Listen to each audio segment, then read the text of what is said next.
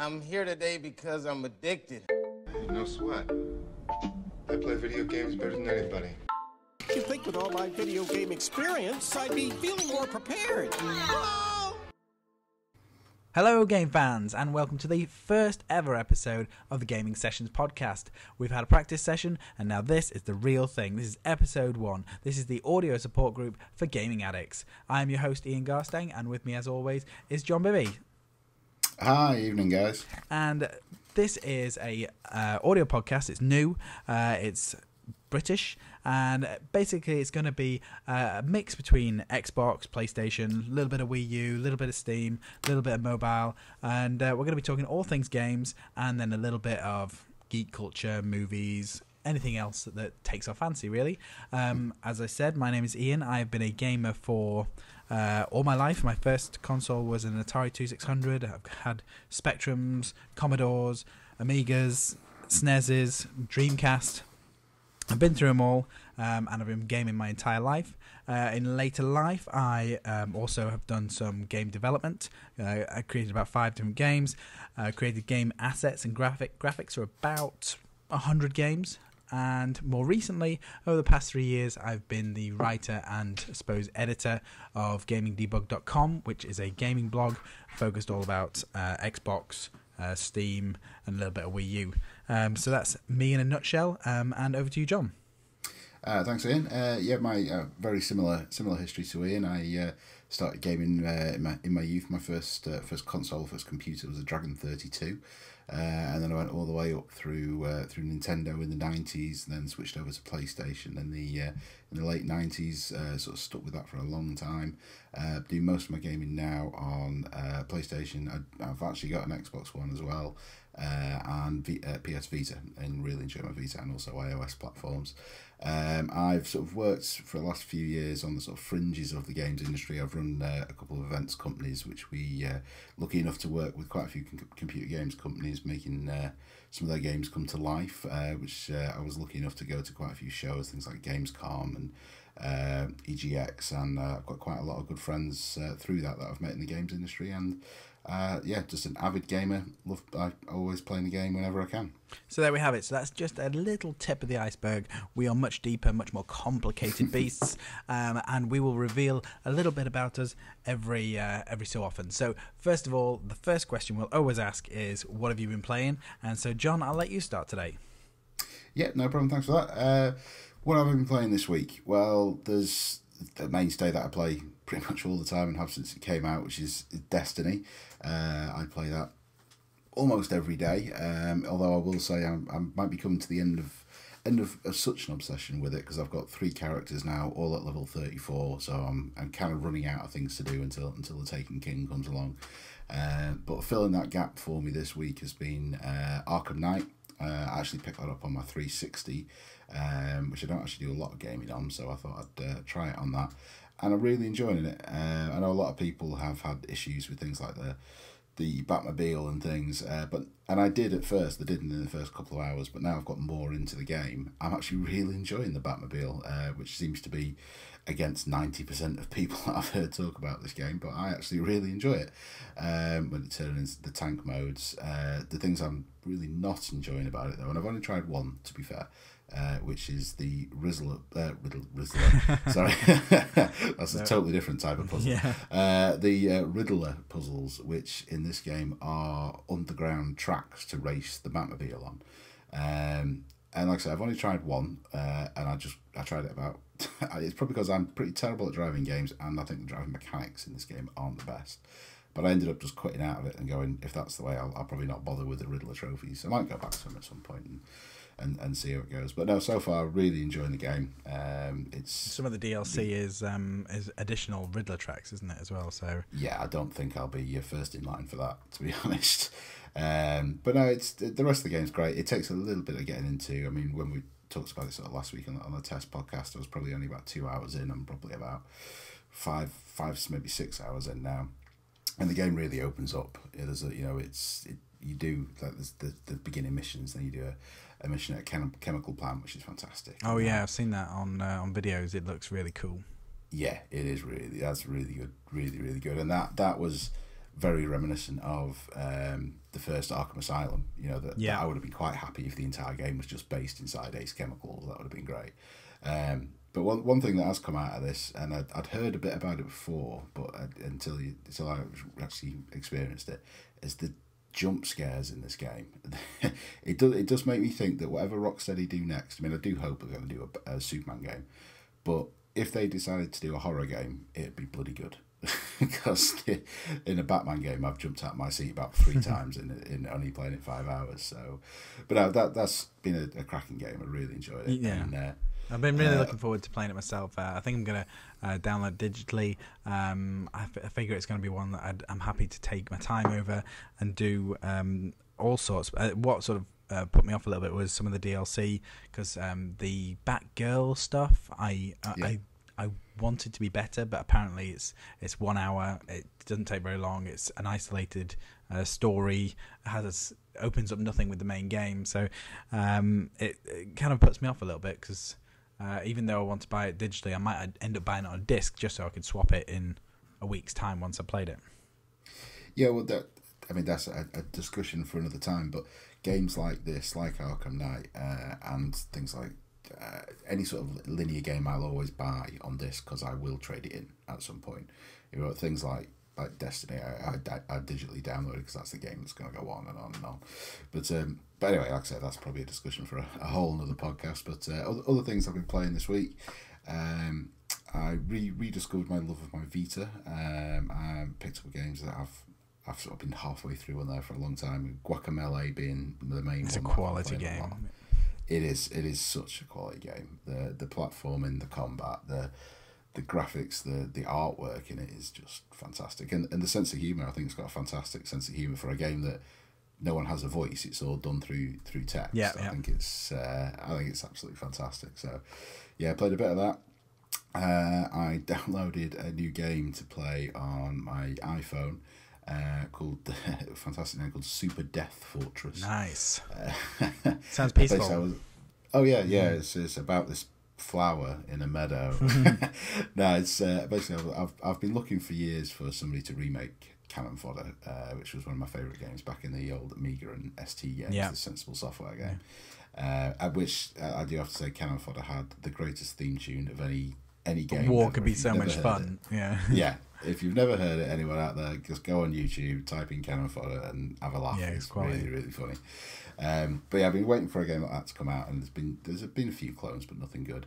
But I've got turned onto this game called Super Death Fortress, which is not the same gameplay as Cannon Fodder. It's more of a tower defense game, but it's an 8-bit or 6, probably 8-bit more graphic style, and it's good fun. It's just an easy time killer game. It's very similar to the Worms games, in the same sort of mechanic as when you fire the bazooka and that. So you pull your finger along to get power and arc it up to get range and things like that. And is it in a top-down view like Cannon Fodder, or does it change? No, it's a side view like Worms. Right. Okay. Basically, then you've got just the thing that's different, that it really is like Worms, is when you do impact on the floor, it leads like a shell crater, so you get to impact the environment as well. So you have the waves and waves coming in.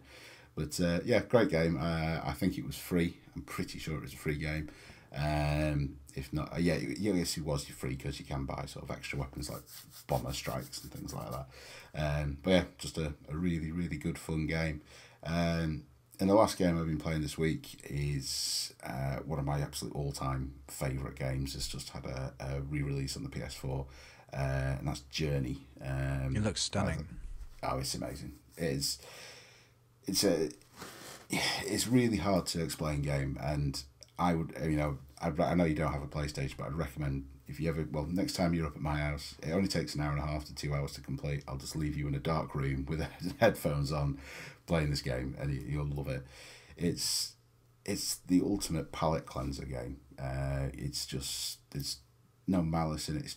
It is a journey you go on, and the graphics are amazing. The music is absolutely amazing, and the one thing that is just I love about it is the multiplayer. It's called Journey. You can play it on your own completely, but they have this seamless multiplayer where just at the beginning, just another character just appears. You don't know who they are. They've got no gamer tag. You never do find out who they are, and you go on this journey sort of together. And the only way you can communicate is by sort of these weird musical chirps, just Nice. musical notes. And it sounds really odd, but it actually does work. You can communicate through these notes, and yeah, that's just an amazing game. I'd recommend everyone to play it at least once. But I know it's I think it will always be a PlayStation exclusive. Yeah, is but, it expensive, the remake, or is it? I can't remember exactly because I know it was discounted because I'm a PS Plus member. I think it was definitely under £10. I think it was about £8.99, and I think it may be £9.99 if you're not a PS Plus member. But I know when it was released on PS3, I think 3 years ago. After about 6 months, it became a free PS Plus game, and I would imagine that will probably happen again in the next 6 to 12 months. And if that does happen, then everyone just has to pick up this game because calling it a game is kind of giving it a disservice. It's an experience to play it. It's definitely a journey. No, it sounds like something that I've been playing, not in the same sort of nature, but in the fact that it's more of an experience than a game. But yeah, so like this week I've been playing all sorts of different types of games. I've been playing everything from the AAAs all the way to the indie weird ones. So I started off, my main game for the week has been Farcry 4. It's been sat on my shelf for ages. I just thought it was going to be so big, so I never had a chance to go through it. I tend to review a game once I've completed it, and so I'd started it but then have not gone back to it for ages, so I've not had a chance to review it, but now I've managed to spend a few hours with it. I'm about 10% through. I've done various different side quests, and I'm starting to get a feel for it. I'm starting to get back into it. And yeah, it's a great game. It's got so many different things going for it. It's not as good as Far Cry 3, I don't think, but I think maybe as the story unfolds, it might get better as well. But yeah, I've been going through that. That's a good game. I've been playing a bit of Splatoon on the Wii U because that really gets my interest. Splatoon. I haven't got a Wii U, but that might tip me over the edge to buy one. Everything I've seen about it looks really interesting, and it's a new IP. Yeah. Which I think really inspires me. Yeah, Wii U is like my daytime console. If there are kids around or anything like that, then the Wii U is the one that tends to go on. And so I got Splatoon whilst it was on the initial launch sale. I think it was like £35, and it's a really fun game. You know, you've got to paint all of the different arenas. There's about 4 different arenas, but they cycle between different ones. But it's not so much about what the arena looks like. It's just all about trying to take over as much of the map as humanly possible. And then when you do see another enemy, you've just got to shoot them. And it's just got some lovely mechanics. It's just fluid. It's nice and it works really well. And then when you're finished, you get this kind of in-game currency, which you can then customize yourself. You can do hats and T-shirts and better guns and all sorts. And it's just fun. It's good, clean fun. It's innocent fun. And yeah, it took me a while at first because I had the gyroscope controls. But then when I found out you could actually switch that, then it made the game infinitely easier. So that was quite good. One of the things I've heard about that game is there's not a lot of content, but they are releasing more. Is that right? Yeah, It's yeah. more and more out there. When it first came out, there was only the 4 maps. But then over the last few months, other maps have always been released, and then there's been other game types as well. So they're releasing content for it, and it's all free. They've not tried to charge you for anything. So I think they've got big plans for it, because it's their next big IP, I think. So you're always finding new maps and new guns. I think they released a gun almost every week that you can buy. But yeah, apart from that, I played the free game on Xbox Live, the So Many Me. It's a really sweet little platformer. It's like a puzzle platformer where you play this little blob that learns how to clone itself. So you can create all these different clones if you get these special balls, and then those clones can turn into brick walls or blocks that you can then jump on and get to another place, and then you can suck them all back into yourself when you need to. And the game's really sweet. You can either just try and get from A to B, so from the start of the level to the end of the level, if you're a starter player. If you're feeling like you want a bit of a challenge, there's 3 different things that you can get on every level. And so if you decide to go for these extra challenge items, then the game steadily gets harder and harder and harder. So there's a lot there. There's tons and tons of levels. I played it for a couple of hours, and I don't think I've even scratched the surface. So There's a lot of gameplay there, and especially if you're in for the challenge, it's free, it's sweet. I think it's by Extend Studio, and yeah, if you're just after a little something a little bit different, it's quite a nice little game. I might check that out. Is that still free at the moment? Yeah, it's free until the end of the month, if not through to next month. I think they change them on the 16th. So that's a sweet little game. What else have I been playing? I've been having a little go on Disney Infinity. Now, again, that's something I don't know much about, but I know it's similar. It's the Toys Come to Life, isn't it? Disney Infinity. Yeah, because with the other Star Wars. The Star Wars is coming soon. Which got me interested. Yeah. So it's Disney Infinity 3 is going to come out very soon with all Star Wars characters. I've got Disney Infinity 2 and then loads of characters from 1 and 2. It's kind of my my secret collection, not so secret anymore, but it's a way of me getting all of these different Disney characters and superheroes, putting them on the side and saying, yeah, they're for the kids, yeah, they're mine, and then I'm going to end up collecting all of these Star Wars ones as well. The game itself is pretty rubbish. You can get these set pieces, so you get the Avengers one, you put the little glass-looking statue on your pad, and then you play this superheroes one, like Marvel Avengers one, and the games are quite good, but I try and tend to do the maker, where you can actually build your own levels and you can put your own castles in there and Rapunzel's tower and all sorts, and then I can just let the girls play whenever they want, so they stick the Rapunzel and the Frozen characters on there, and then they play in this game arena which I created, which then they can do whatever they want, ride horses, that's cool. Climb towers. It's me just trying to get them into games so I can play games more, I think. Just giving it so, hey, try this game, try this game, try this game. But I want to play outside. I'm quite interested by the actually the name escapes me now, but the Lego one, the Dimensions. Lego Dimensions. Yeah. They've got so many IPs though, haven't they? They've got all like was it Back to the Future? Back to the Future, Wizard of Oz, and something else. I think I can't remember what it was. Yes, there's Batman in there. There's Lord of the Rings. Yeah, I think that will be interesting. I think that's something I'll probably get to play with the kids, even though they probably would not be interested. But I'm quite interested in that. I think that looks the trailer makes it look fantastic. Anyway, anything to do with Back to the Future, I'm in. Yeah, and I'm looking forward to the Star Wars one to see what happens to that one. All right, what else have I been playing? Okay, on the mobile, I have been playing. I think I've got to the 3rd week of Fallout Shelter. I think I've finally reached the end of Fallout Shelter.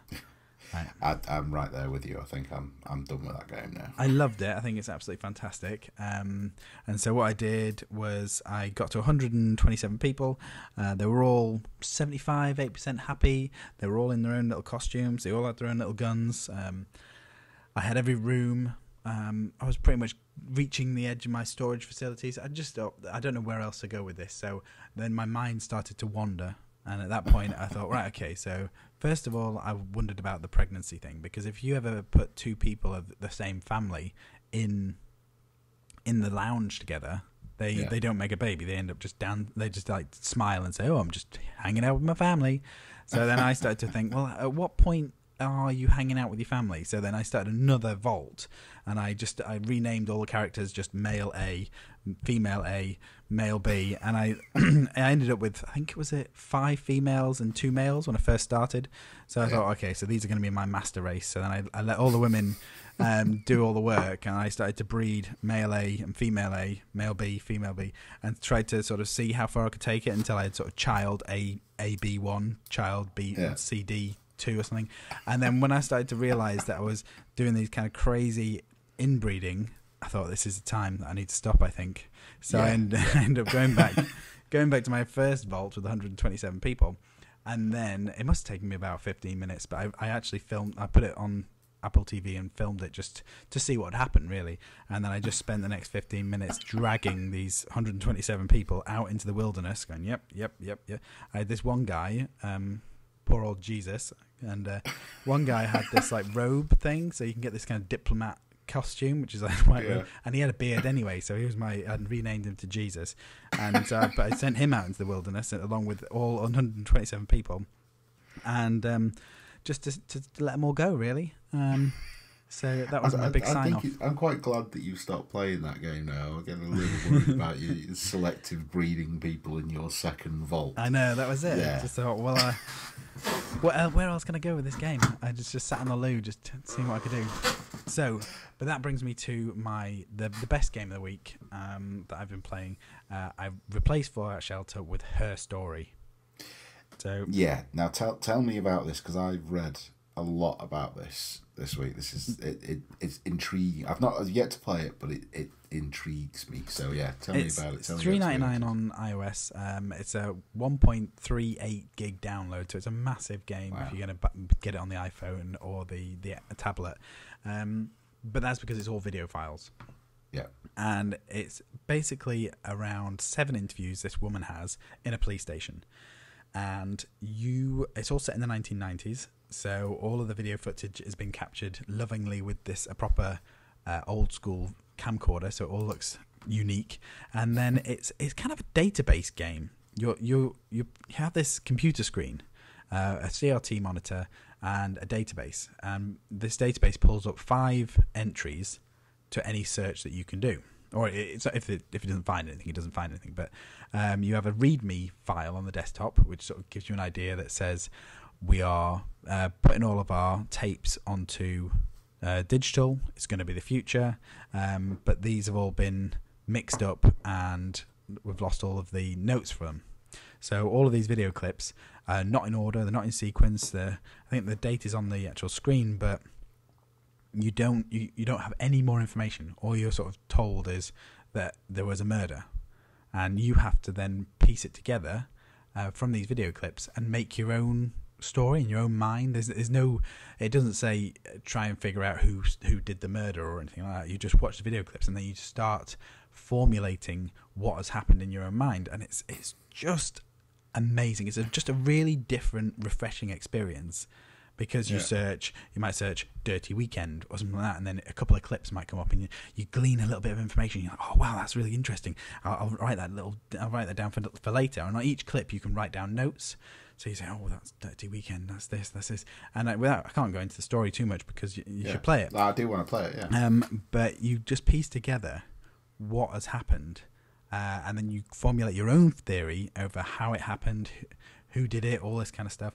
And it's really good. It's like nothing you've ever played, and so it's like basically doing your own detective. Yeah, exactly. Yeah, it's like solving your own crime. Yeah. Because the one thing I do know about this, I caught on an article, or it might have even been a Twitter post or something this week, that the designer of it, because a lot of people say, how does it end? Apparently there is no ending. The designer of the game has said there is an ending. There is, how it was done. But he's not going to tell anyone for a fair few years yet. Yeah, well, it wouldn't surprise me if I YouTubed it that somebody's gone to the trouble of splicing all of the clips and trying to put them together. Yeah, so they're into the 7 solid interviews.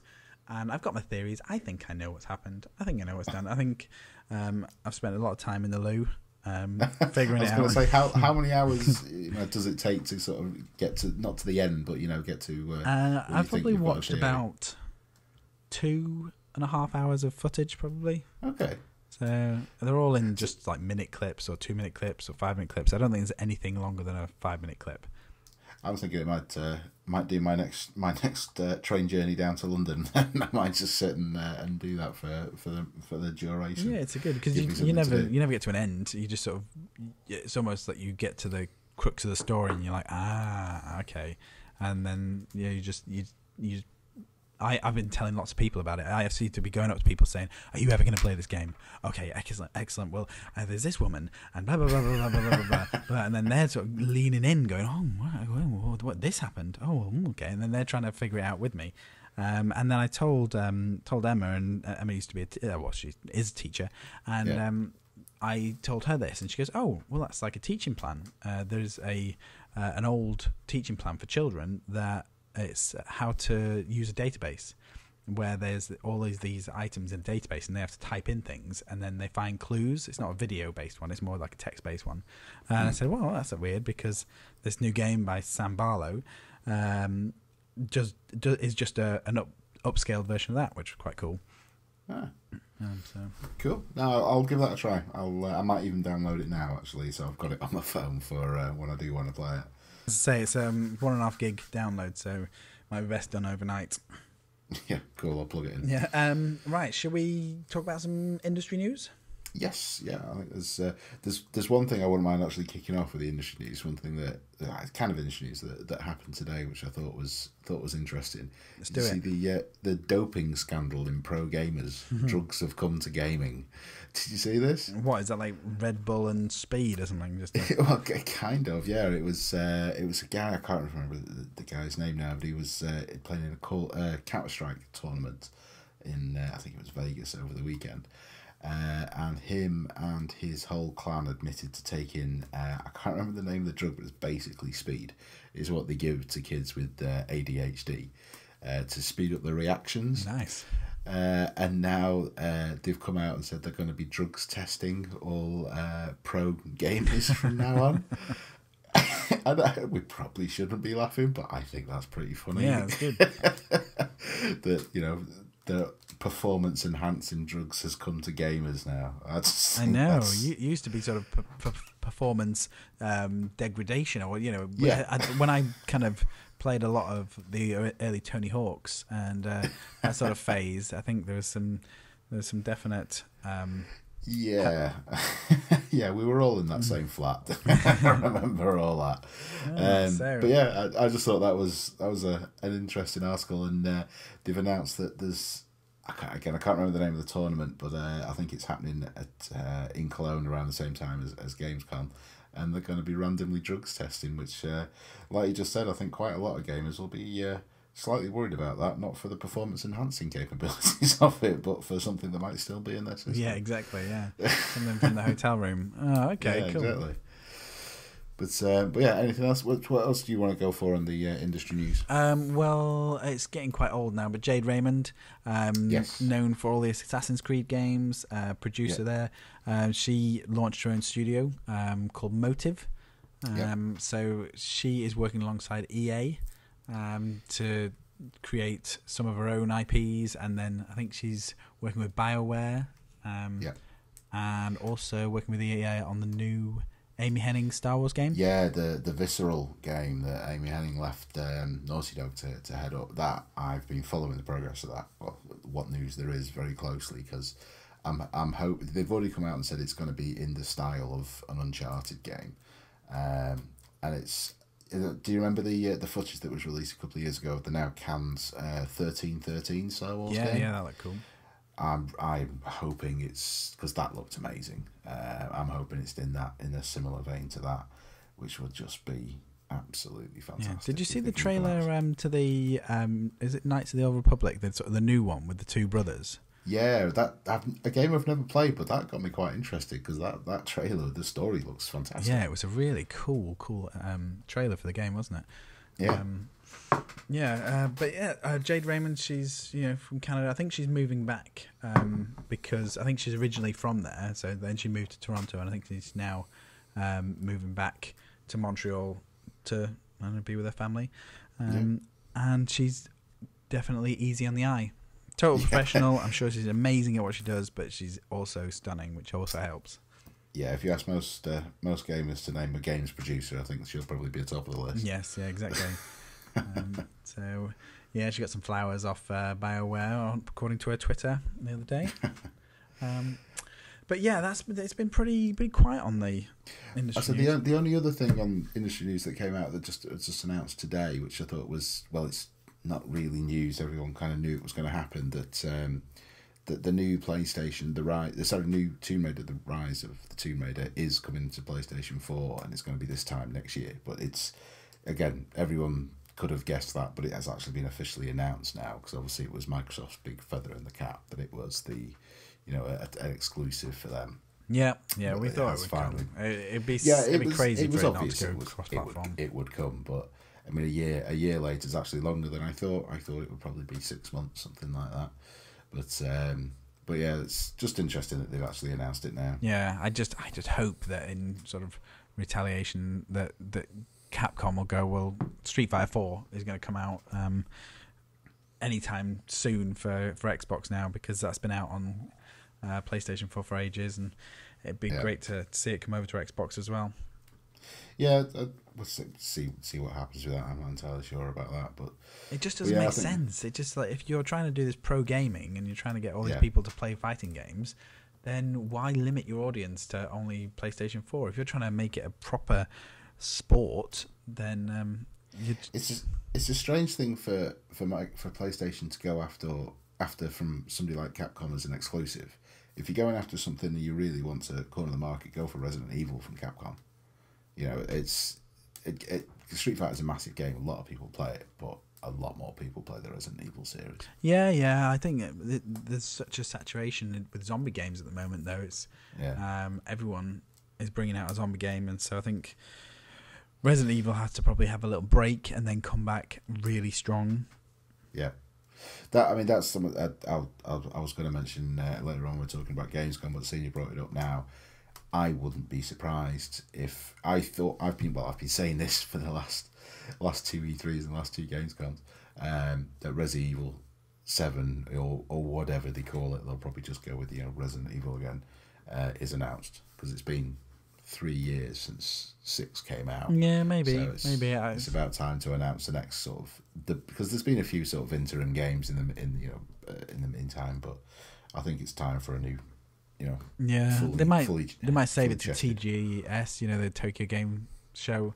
Yeah, possibly. Well, I'll hedge my bets before the end of the year. Somewhere it is announced. I think before. Okay, I'll take that bet. 1 pint of creamy bitter. If it's announced this year, I bet it isn't. Yeah. I think there's going to be some kind of new IP. There's going to be something different from Capcom. It may still involve zombies, but I don't think it's going to be Resident Evil. Actually, I think it is going to be Resident Evil, but I think it will just be called Resident Evil or RE. I don't think they'll call it 7. I think it will still be RE. No, 5 and 6 are a bit poor, so I think they could probably take it back. Yeah, I think they'll kick back with it, I think. Yeah. But anyway, so that was bringing into sort of Gamescom news, but we can cover that if you want. Let's talk about Gamescom. So what are you looking forward to? It's only a few weeks away now. Yeah, I'm really looking forward to Gamescom. Actually, almost as much as I look forward to E3. I think it's a fantastic conference. And this year's going to be interesting with the lack of a Sony presence. So Microsoft, they've got to bring their A game, and they are. I think they've got things like Quantum Break, which is the one I personally really looking forward to. Yeah, they've really sort of talked about that, haven't they? They said it had an announcement last year, and I think they're going to have a big update this year as well, aren't they? So yeah, I think it looks fantastic. I love my third-person action-adventure games. And Alan Wake and Max Payne were both awesome games, so it's a good calibre. Yeah, I mean, if they take the story elements from Alan Wake and the combat and the shooting elements from Max Payne, that's a game I want to play right there. And then they've got this, the sort of time manipulation mechanic that's in there as well. So and from the trailer I've seen, that it looks great, and that trailer was obviously made probably 18 months ago now, so it'll be interesting to see what they've done with it. Yeah, I think it was definitely taken back, because even in their trailers they were talking about how it was going to be out in August. So unless they suddenly announce, it's going to be out tomorrow and surprise everyone, I think they must have taken it back to say, well, I think people are pretty excited about this. I think we need to work on it a bit more. I think the problem with Xbox TV probably caused a bit of an issue, because even though that was in the bag, that was the sealed deal, when the Xbox TV company sort of fell through and they got rid of that, they probably had a bit of a effect on the production of that TV show, because it must have been sort of halfway through it when they decided to can that side of the business. Yeah, it'd be interesting to see which way they're going to take it. But other things I'm looking forward to from there. I know the games comes out sort of 3 weeks after Gamescom, but I'm looking forward to seeing people's reactions to getting hands on with Metal Gear Solid 5. And I'm sure it's going to be amazing. I don't think there's any ways that game isn't going to be great. But actually seeing reactions from members of the public from playing it, I mean, I've read a few and watched a few videos of games journalists that I think a couple of them got given like 15 hours with it, and they're just saying it's fantastic. So I hope so. I'm looking forward to playing it, because I missed Patriots, I missed Revengeance, so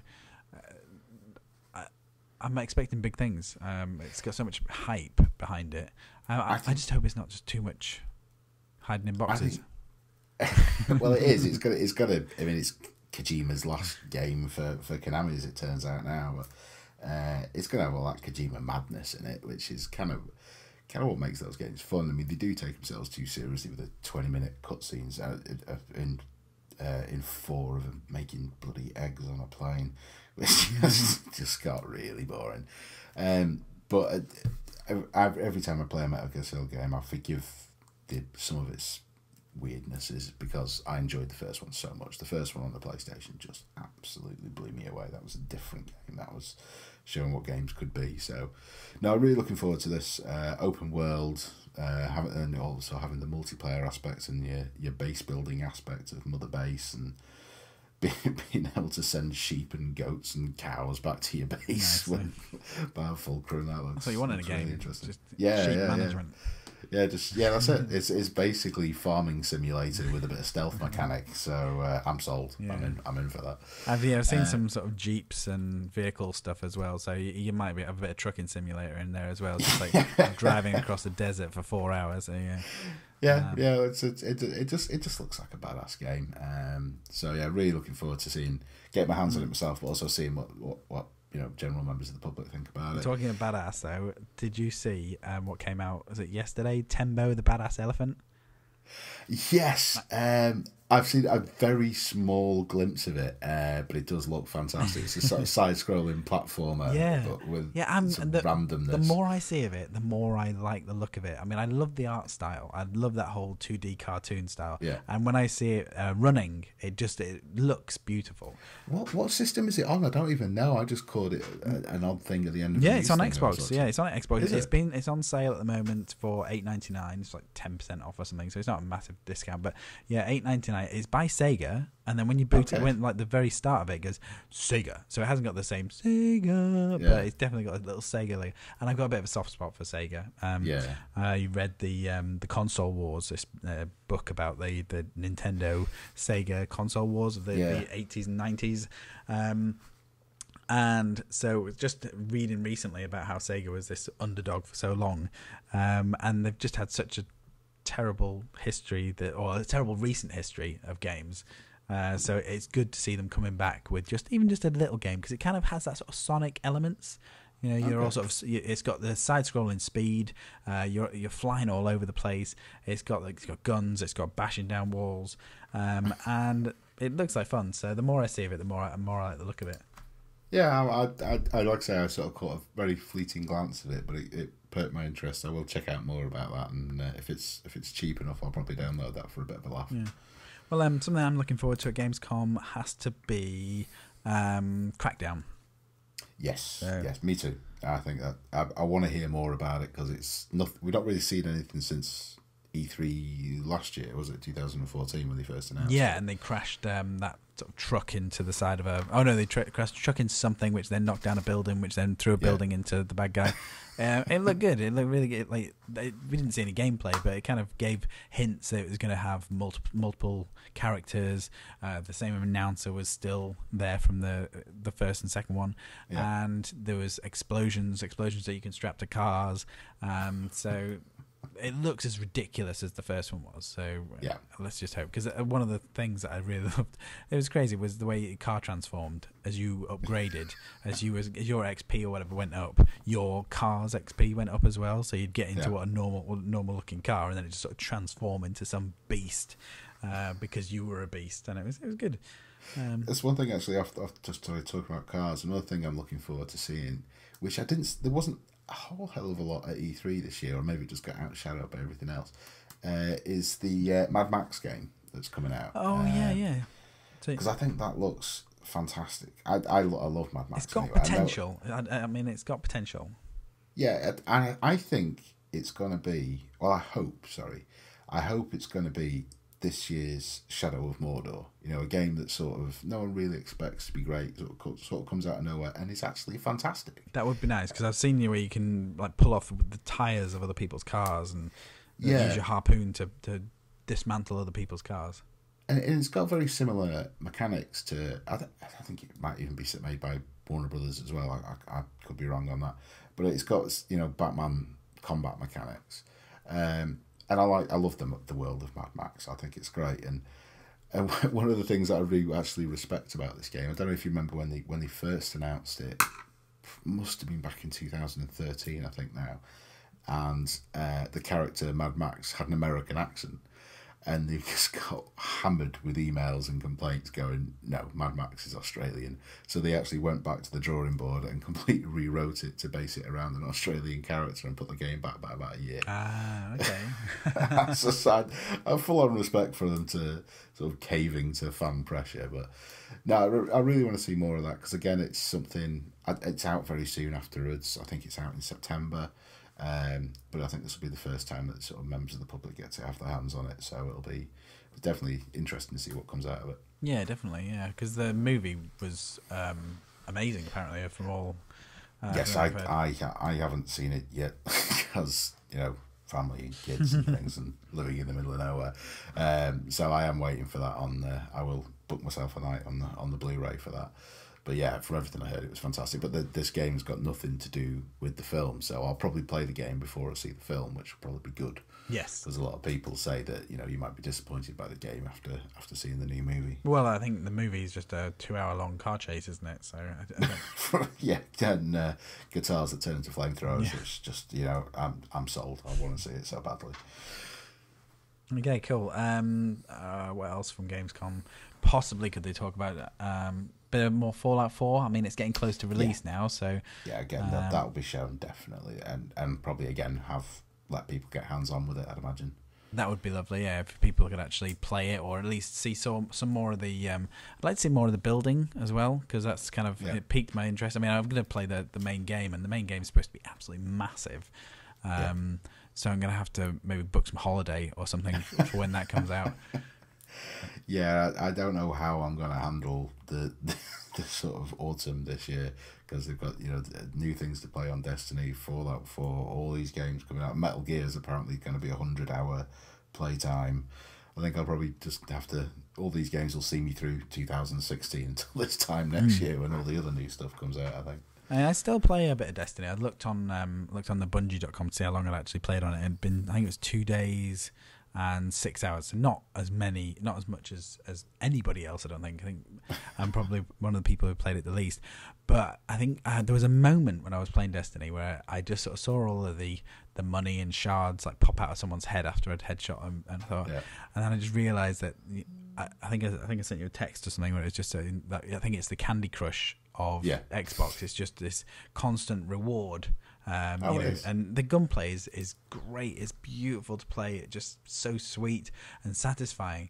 But it's just, here's the same level, but here's some flashing lights. Here's some money. Here's like a random chance thing. Ding. Oh, is it a legendary? Who knows? And it's just, I got to a point where I just thought, this reminds me of, well, it is. There was an experiment with rats.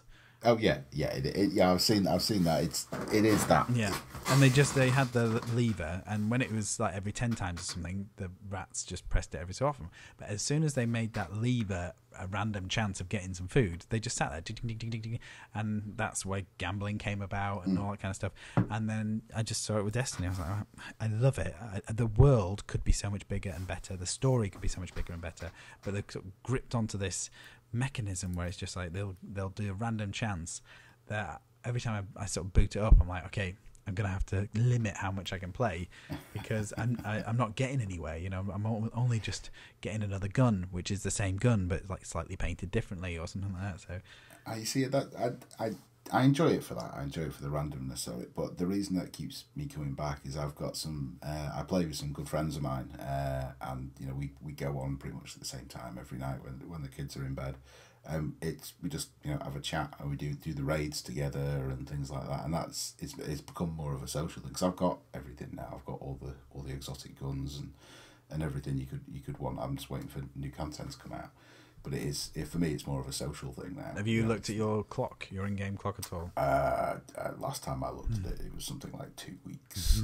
so I don't look at it anymore. But no, I mean, there's still things to do. There are still things to do, and like I say, the mechanics in the gunplay works. It's just fantastic. But yeah, and the story, the baseline story, could be amazing. But I think there's so much missing. so many holes. And if it is going to be this 10-year game, you can see why they've just stripped it back to its skeleton and then slowly drip feeding extra stuff in there. But I think I would love them to just really inject a nice big chunk. I know this Taken King's going to bring in some space station combat and this extra spaceship and stuff like that, but there's all these different planets. You know, you've only ever discovered sort of Mars and Venus. You got the moon. You know, all these other planets still ready to find, other galaxies outside of our own, because we're kind of like in the last tiny bit, aren't we? So the Traveller or whatever is parked on top of Earth. So the universe is still populated. It's just that everyone's now coming to Earth to kick some ass. It's a great game, but like I say, the story is massively lacking. That's what everyone, even the most diehard Destiny fan will say. Yeah, the story's a bit shit. So it does need changing up. But like I say, that has just become my mainstay now. I'll play it for half an hour a day, but only I very rarely play it on my own now. I'll play it in a gang or in a group of at least 2 or 3 of us, and we go and do the end game stuff like the raids and the Prison of Elders type things that you can't be match made on. You need 3 or 4 people talking, and you do need to be on mics to do those sort of things because they're hard to do. But anyway, don't get me started because I'll talk about Destiny all day. Yeah, we could do a whole separate Destiny. We will have to podcast. do a separate podcast for that one day. Yeah. All right, so from good and addictive games to bad and slated games, have you seen anything of The Devil's Third on Wii U? Yes, I think the trailer looked fantastic when it first came out, but I've heard and read nothing but bad things about it. Yeah. It does. It looks fun. I remember when the trailer first came out. God knows when it was, 2, 3, 4 years ago, and it just looked fantastic. It looked like playing Cobra. That's why I really want to try it. I think hopefully it will come out. I think the Nintendo America said they're going to bring it out at the end of this year or something. But there's been so much controversy that I think they're thinking of pulling it. But it just looks stupid fun. It just the idle animations when he's just stood there, if he's in cover, he just sparks up a cigarette and starts smoking it. And so when you then suddenly pull around the corner, you've got smoke in your vision where you're still holding the cigarette in your mouth. And if you leave him too long, he'll then suddenly pull out a hip flask and start swigging whiskey out of it. And I just watched it and I thought, this just looks like one of those 80s movies. And when he jumps out the helicopter on the trailer, he's just like, I'm off the leash, and then just leaps out. And I was like, wow, that could be Arnie, that could be anything. So, and it's got swords in it, it's got bazookas, it's got all that types of machine guns, vehicles. You can climb up walls, chop people up into pieces. There's no reason why it shouldn't be a fun game, because it's just got thrown everything at it. Oh, mutants. There's foot soldiers, there's mutants, there's women in cat suits, and oxygen masks and machine guns.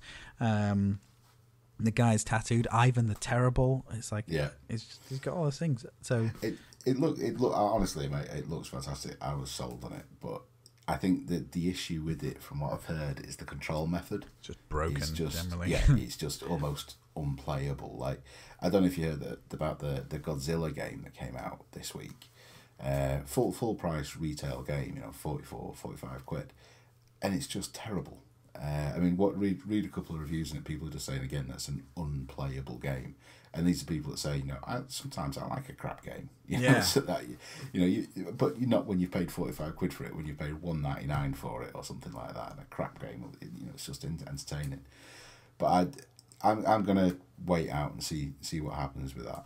Yeah. Well, there's just so little coming out on the Wii U that I might just get it just for a bit of fun. But yeah, but there's quite a lot of indie games coming out on the Xbox at the moment. We're having a bit of a rush on indie games at the moment. I think it's because of the Summer of Arcade, but well, I think that's, and we should sort of make this clear to all the listeners.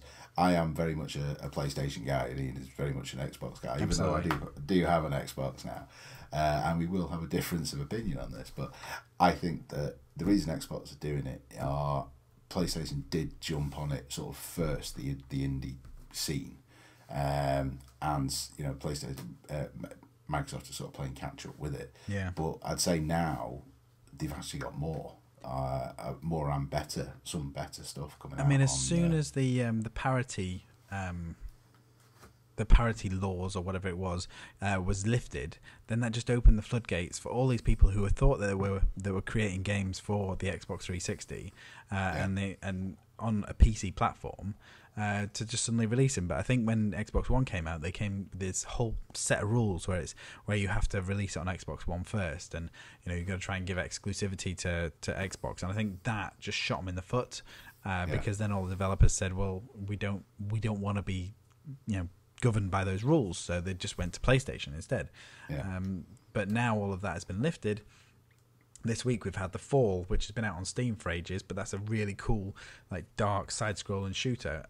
We've had Slash Dash. What's that called? The Fall. I love my side-scrolling shooters. I might check that out. Yeah, The Fall. It's dark, it's scary, it's atmospheric. So that's quite cool. Slash Dash is a ninja party game, which is a bit like Bomberman. So you've got all these different teams of ninjas, and they sort of run around this 2D / pseudo 3D environment, slashing, hacking, and throwing shurikens and all that kind of stuff. That was cool. Yeah, There's So Many Me, which was given away for free. Tachyon Project, which was like a Geometry Wars style twin stick shooter, and No Time to Explain. And for those that have not seen anything about No Time to Explain, it's the most random, funny, side-scrolling 2D.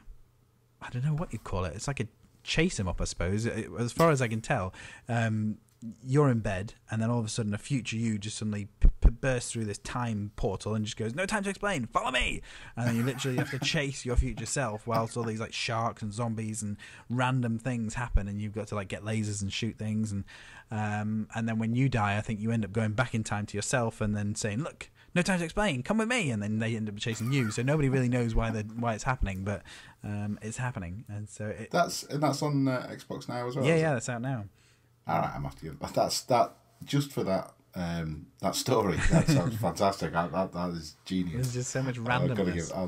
I'll give my money to whoever came up with that idea. I think that's great.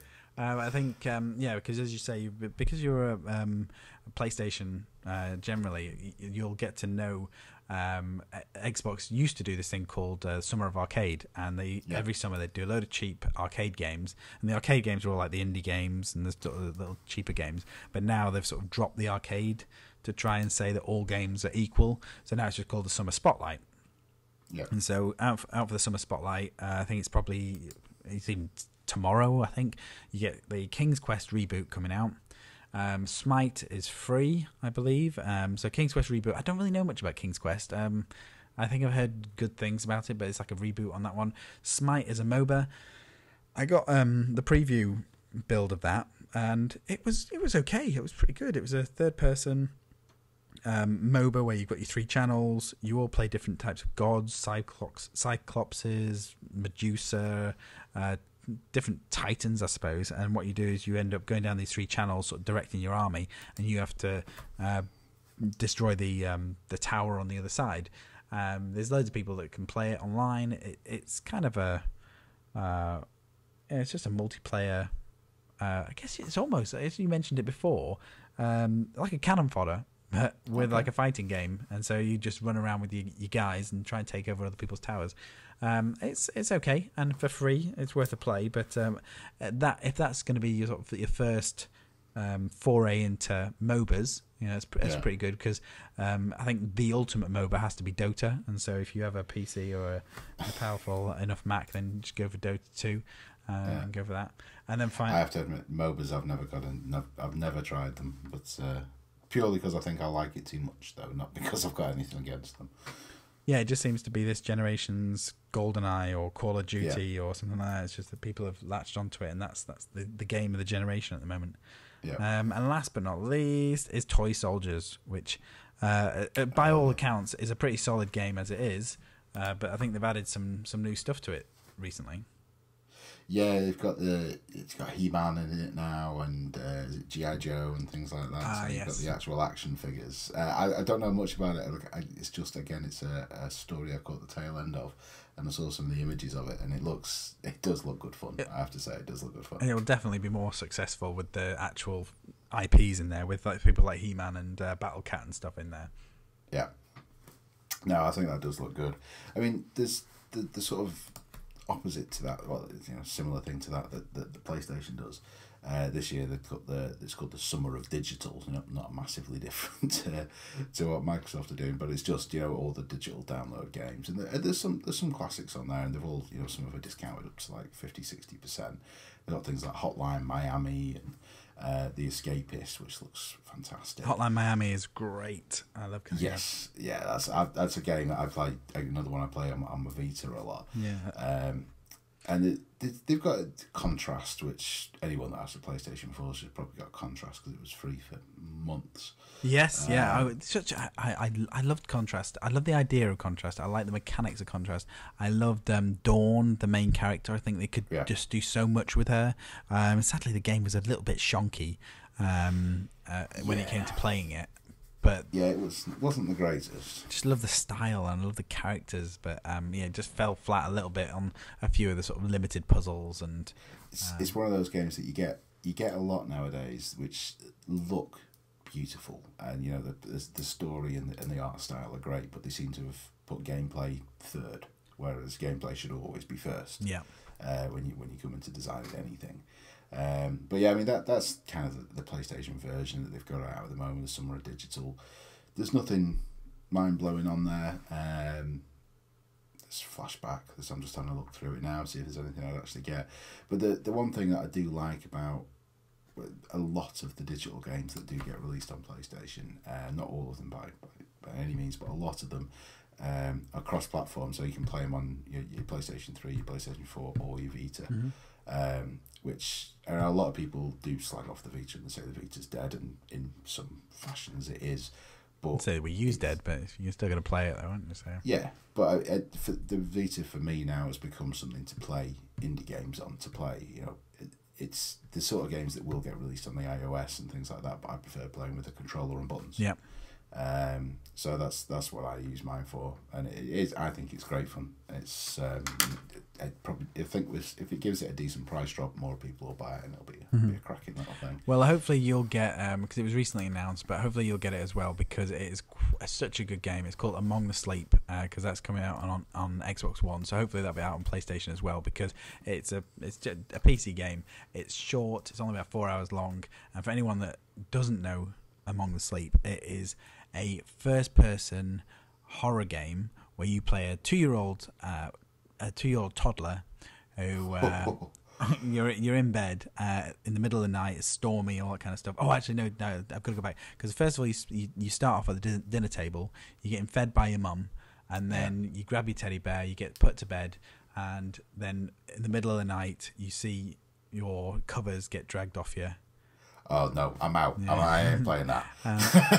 And then your cot moves, and then it tips you up. And you're like, oh shit, sugar! I've got all this. I've got a whole scary house to look in, and then all of a sudden your teddy bear starts talking to you. No, I'm definitely not playing that. But it's okay because teddy bear's your mate, and it's got this really nice mechanic that if you get too scared, if you hug the teddy bear, he lights up like a torch. So when it gets too dark, you have to hug your teddy bear. So I'm sort of sat there just in the dark trying to play this game, and every time like the washing machine's too loud, I'm hugging this teddy bear to just try and light up the room a bit more. But then around this scary house and playground and stuff, there's this black sort of scarecrowy type figure that's constantly trying to come and get you. But if you crawl, you go faster than if you walk, and then you've got to like get up on chairs and move chairs around to open doors. It's only about 4 hours long, but it is a really cool experience. And so I don't know if it's for you, John, but for anyone else, things that scare me, scary kids, teddy bears that talk, and scarecrows. I'm not into that. It's so good. It's so good. Well, offline. I'll have to tell you the ending if you're never going to play it because it's excellent. But as we're coming up to the hour, let's wrap up. Let's talk about what's happening outside. Can I just say one more thing on the news thing that I forgot to mention, which I thought was fantastic in the news this week? The Evo fighting game tournaments were happening in Las Vegas. And I don't know if you caught this. Jamie Lee Curtis, the actress, got in there because her son wanted to see it.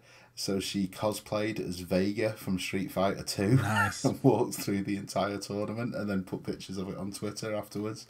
I just think that was genius. That was worlds colliding there. Yeah, definitely.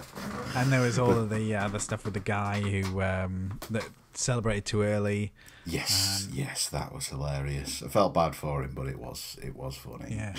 But I saw like a comeback one, like the comeback of the guy. There was Saberwolf and the Mummy who were fighting, and the Saberwolf just totally kicked ass and knocked him down to like a sliver of energy, and had a full minute to just sit there. And so this guy who was Saberwolf, he just like literally just started blocking everything that he threw at him, and so his Mummy's just like special move, kick, and all this guy was doing is just sitting there, and he just knew that all he'd have to do is land one punch on him, and it would have been the end.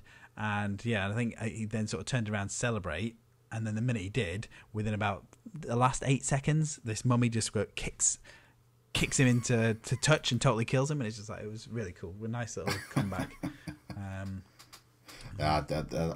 I do like. I'm not very good at my fighting games anymore. Not like my mid-90s Street Fighter 2 heyday, but I do like watching them nowadays. Yeah, and things like Mortal Kombat are sort of drawing me in slowly with things like Predator and Voorhees being added to it as well.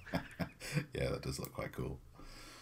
So we're at an hour. So let's talk about the outside world. What is happening outside of the world of games? And yeah, the biggest thing for me, and I know you know this, Ian, but the guys out there don't know this. I am one of the world's biggest, saddest James Bond fans. So the trailer for Spectre landing yesterday, that pretty much wrote off the day for me. I just sat there and watched it over and over and over again, and I cannot wait. Yeah, I mean, it looks good. I mean, the car looks good. The car looks really smart. It just looks. There was a lot of sort of fan service in that as well, in that trailer as well, which a lot of people wouldn't have realised it unless you're quite as sad as me. But the music that was playing over the trailer was actually the music from On Her Majesty's Secret Service, which was the last time you actually got to sort of see anything about Bond's backstory. That was, for ones that don't know, that's where Bond got married. So you think you're going to see more of the sort of history, the backstory of Bond here, which is one thing I kind of like the idea, but in my other mind, I kind of don't want to know too much about Bond. I just want him to drink martinis, sleep with women, and shoot people and say cool lines. That's kind of why I like him. I mean, it looks like this guy knows him. So like, is his father or his brother or he's gonna be some sort of relation to him, which is it's not really canon, but we'll see what happens. But I mean, the action scenes and the quips, and I give Monica Bellucci 10-1 on the outside to die within about 38th minute of the film, I think. Oh, really? She's definitely the mid-range Bond girl, I think. But do you think she's going to be the one that he marries and then gets canned? No. She'll be something to do with the henchman. She'll give up the henchman's location to James, and then she'll get killed in some horrible way. Yeah, that henchman reminded me a little bit of Oddjob, like Oddjob meets a bear. Well, it's Batista, isn't it? The wrestler. Yeah. From Guardians of the Galaxy. Yeah, he just looks fantastic. Because he kind of had that sort of Russian look to him, but then also had that Oddjob look to him, but without being sort of like stocky and stuff. So. Well, yeah. Again, I could talk about James Bond all day, so we might say we'll do a special one when the film comes out, when I've calmed down a little bit after seeing it. That sounds good. And then over the past week, we did talk about it in the previous podcast. If you did want to hear our test cast, then please go to YouTube or Soundcloud. The links will be somewhere floating around near this podcast. But we discussed a little bit of suicide last week, but now I've had a week with Suicide Squad. I've sort of broken it down a little bit. I've watched the Rewind Theatre on IGN and stuff, and it does look like it's going to be very much about Harley Quinn. The more I've watched the trailer, it seems like there's a few clips where you sort of see Harley Quinn as a doctor. and she's sort of being thrown about, and she's been pinned up against walls and stuff as a doctor. So it kind of has a bit of indication there that there's going to be a lot more of a Harley Quinn story there. And for a moment, I think when you do see the Joker and he is sort of talking about hurting somebody, I think that might even be Harley Quinn, because there's a point where they pin down Dr. Quinn or whatever her name is, and it looks like they're using like electroshock therapy. So I think in the actual comics, she just becomes fascinated with the Joker and then sort of sends herself mad by her fascination. Whereas I think this one, they're kind of changing it in that the Joker does something to her to make her go a little bit crazy anyway. So I do like that theory. I think that's probably right. There's quite a few theories floating around about this film that the Joker was originally, I can't remember what the second Robin was called, not Grayson that turned into Nightwing. I can't remember what it's called. The Joker might actually be, Robin. But I think one thing that I think is true out of all the stuff that I've read about it is that they beefed up Will Smith's character as Deadshot, because it was going to be Tom Hardy was going to play Rick Flag, wasn't he? Yeah. He was like the leader of the Suicide Squad. And he was hardly in the trailer. The guy that I can't even remember the actor that's taken over the role, but he was hardly mentioned in the trailer. It was more sort of Will Smith, because Deadshot was always the sort of the nice guy. Gone bad, yeah. He was always doing it to sending all his money back to his daughter and things like that, wasn't he? Which sounds just like the Will Smith type of role. So sending money back to his daughter. Here you go, Jaden. Here's some more money. I just killed some people for you. Yeah. He's always been that sort of. He plays that, even when he tries to play a bad guy, it's always a kind of a nice bad guy. Yeah. So no, I really think it's going to be great, and I think because that's coming out after Batman vs Superman, isn't it? So yeah, it's quite a long way off that one. Yeah. So. Well, I tell you what I am not excited about anymore is X-Men Apocalypse, because I was excited, but after seeing the Apocalypse costume, I think all of my enthusiasm has gone out of that movie. I agree with you about the Apocalypse costume, but did you see the other costumes? I think they're fantastic. Well, yeah, leather comes as standard with a superhero movie. And this is set in the 80s. Remember this film, so it's sort of 80s, early 90s costumes. I think it's going to be great. But did you see the Twitter picture of the Apocalypse costume next to the guy from Power Rangers? Yes, I did see that. I thought that was really funny actually. And it ruined it a little bit, because in the comics and in the cartoons, Apocalypse is a 3,000-year-old ancient mutant. He's big, he's muscly, he's got a booming deep voice. He's badass. And then all of a sudden, you see him in this trailer, and it's this 5-foot weedy little thing that looks like the bad guy from Power Rangers. And it's just like, hopefully the story carries it through, because that has ruined it a little bit for me. I mean, the last two have been fantastic movies, and I think this is going to be great as well. I'm really, really looking forward to it, and to be honest, mostly for me, just watching Olivia Munn as Psylocke in the Psylocke outfit will just be. I don't know if you saw, there was an interview with most of the cast, or quite a lot of the cast, on an American late night chat show. I don't know what it is, and I apologise to any American listeners out there. I'm going to say Conan O'Brien. I could be completely wrong. But they were. She was going in depth about how they got her into the Psylocke outfit, and it involved words like lubrication and two women's lubing her up. You could just see the entire crowd and audience licking their lips. Yeah, tell me again. Say it slower. But yeah, no. I as much as I love her, I cannot wait to see her in this film. But I do think the film is going to be good as well. I hope so. I'm going to reserve judgment for it. But yeah, what else? Oh, Ash versus the Evil Dead as well. Yes. How good does that look?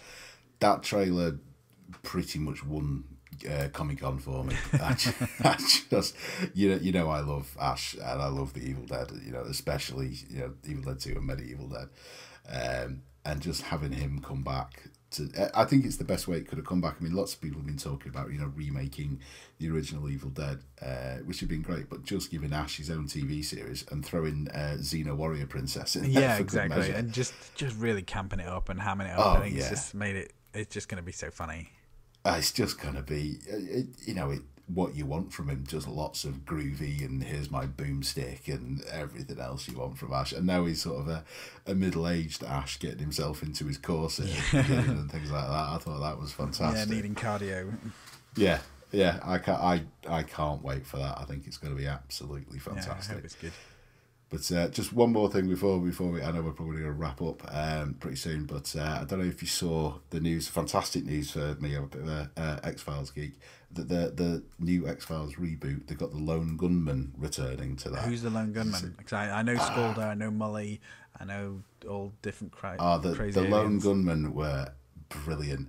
They were three really geeky guys that were full-on conspiracy theorists, and they were kind of friends of Mulder.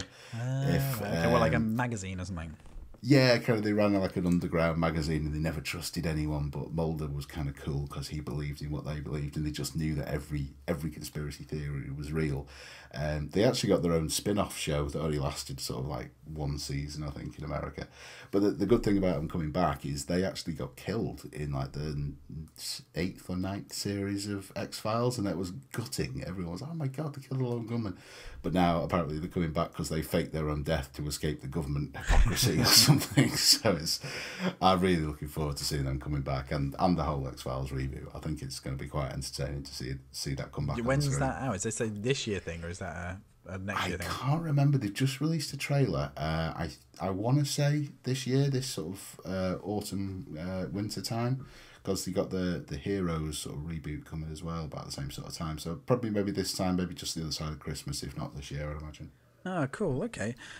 So if anyone has any questions, anything you want us to cover, if you're a gaming addict and you want to talk about it, then please get in touch. You can get in touch with me over at, you can tweet me at gamingdebug.com or just at gamingdebugged, or go to my website www.gamingdebug.com. You can find all my contact details there. If people want to get in touch with you, John, what do they do? Probably the best way at the moment to get in touch with me is just on Twitter. Just use my name on there, which is just ImageDemon78. Also, that is my PSN and Xbox Live names as well. If you want to get in touch with me on there. If you want to play with me. If you want to play with me on there. I'm usually playing Destiny, so bring a Max Gallahorn or you're not getting a game. Nice.